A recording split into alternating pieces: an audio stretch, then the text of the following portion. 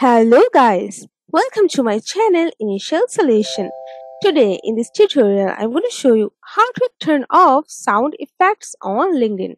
So for this you have to go first on your LinkedIn account. So after that you have to go for this profile icon over here and just click on this drop down option. Go for settings and privacy.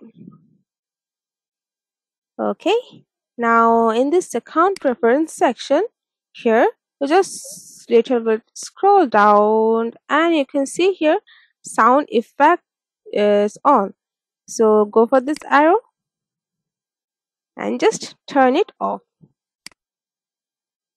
then go back. So it's off now. So guys, this is how you can turn off sound effects on LinkedIn. Hope this video helped you guys. If it did, then please like, comment and share, subscribe to our channel and don't forget to hit the bell icon for more videos. Thank you.